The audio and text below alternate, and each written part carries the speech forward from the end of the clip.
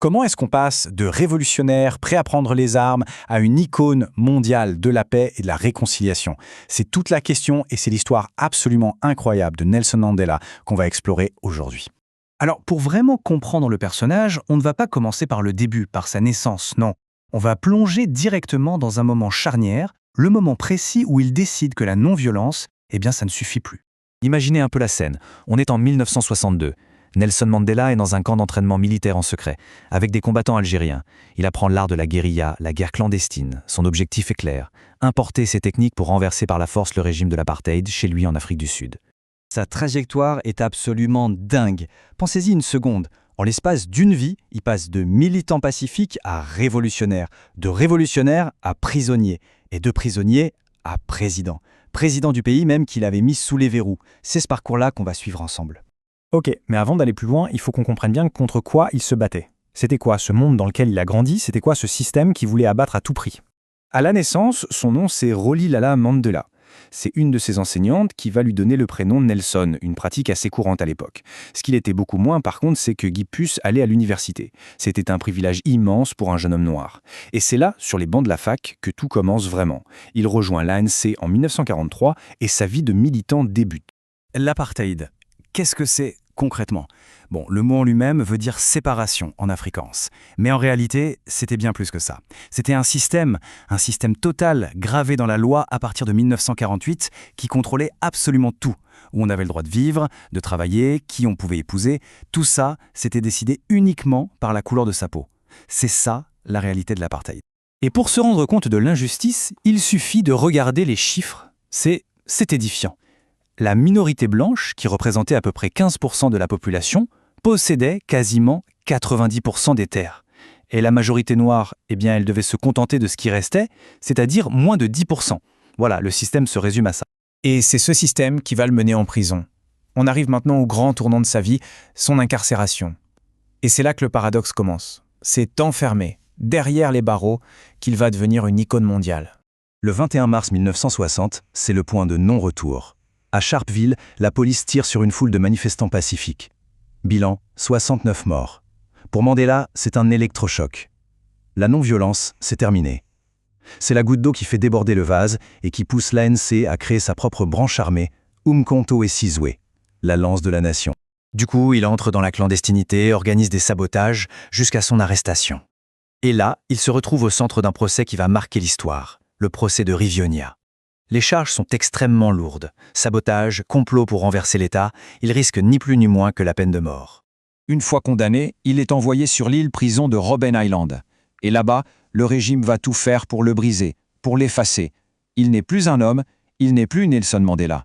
Il devient un matricule, le prisonnier 466 de l'année 64. Sauf qu'on n'efface pas un homme comme Mandela avec un simple numéro. Surtout pas après le discours qu'il a prononcé à son procès. Ces mots sont restés dans l'histoire. En affirmant son combat pour une société égalitaire pour tous, il a non seulement défini l'essence même de sa lutte, mais il a probablement aussi échappé à la peine de mort pour lui et ses camarades. Le verdict tombe, prison à vie. Au final, il y passera 27 ans. 27 ans. Imaginez, la plupart du temps dans une cellule minuscule de 5 mètres carrés, à casser des cailloux.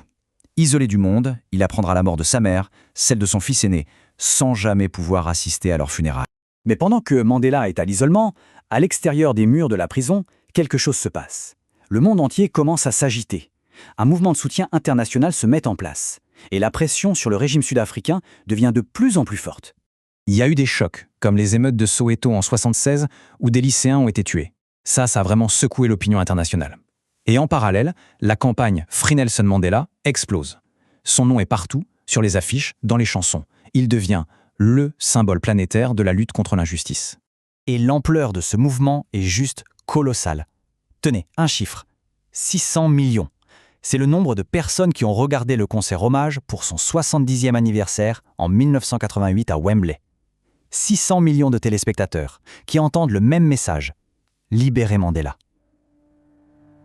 À ce niveau-là, la pression est tout simplement devenue impossible à ignorer. Et puis, enfin, le jour J arrive. 11 février 1990. Le monde entier retient son souffle. Les caméras sont braquées et on voit cette silhouette, cet homme de 71 ans, franchir les portes de la prison. Après 27 ans, Nelson Mandela est un homme libre. Ce qui se passe ensuite est presque surréaliste. Mandela, l'ex-prisonnier, s'assoit à la même table que F.W. de Klerk, le président du régime qui l'a enfermé. Et ensemble, ils négocient la fin de l'apartheid. C'est un duo tellement improbable, mais tellement nécessaire, qu'ils recevront tous les deux le prix Nobel de la paix en 1993. Mais attention, être libre et démanteler l'apartheid, ce n'est que la première étape. Le plus dur reste à faire. Le défi est immense. Comment réconcilier un pays au bord de la guerre civile, un pays déchiré par des décennies de haine? La réponse commence en avril 1994 avec les premières élections démocratiques et multiraciales du pays. Pour des millions de personnes, c'est la toute première fois qu'ils peuvent voter. L'émotion est palpable. Et sans surprise, l'ANC de Mandela remporte une victoire écrasante. Nelson Mandela devient le premier président noir d'Afrique du Sud.